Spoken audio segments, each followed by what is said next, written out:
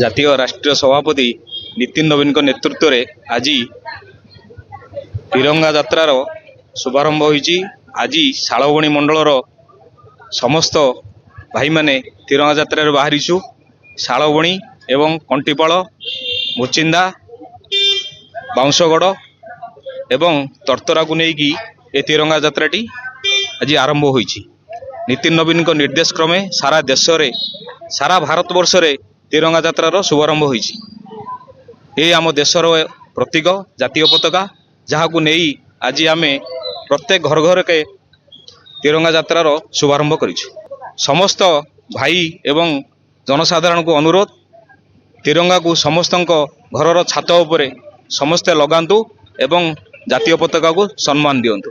आमर राष्ट्रीय सभापति भारतीय जनता पार्टी श्रीजुक्त नीतिन नवीन निर्देश क्रमे शालबणी मंडल रे आमर जो देशर 79तम स्वाधीनता दिवस परिप्रेक्षी ता पूर्वरु तिरंगा रैली आयोजन कराउछि शालबणी मंडल तरफरु।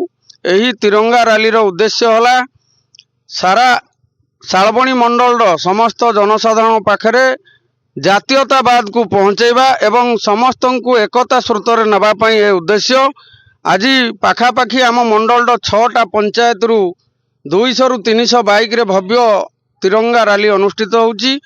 ए रैली पाई आमर मंडल समस्त कार्यकर्ता माने उत्साहित अछंती। मु तपन कने पात्र शालबणी मंडल सभापति अछि। राष्ट्रीय अध्यक्ष नीतिन नवीन श्रीजुक्त नीतिन नवीन निर्देश क्रमे हर घर तिरंगा समस्त घर घरे आमर स्वाधीनतार आज 79तम स्वाधीनता दिवस रे समस्ते घरे जाइकी केमिति स्वाधीनर स्वादटा चाखिबे से को नहीं आमर हर घर तिरंगा यात्रा आज अनुष्ठित होछि आम शालबणी मंडल।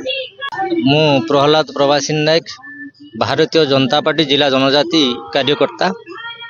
आज हर घर तिरंगा कार्यक्रम को नहीं शालबणी मंडल अनुष्ठित आज कार्यक्रम बहु मात्रा प्रसारित हो पारुछि।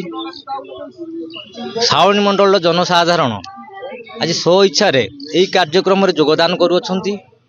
भारत मातार सेवा करिया पई आज अनेक युवक युवती महिला आज यही कार्यक्रम रे योगदान करछंती।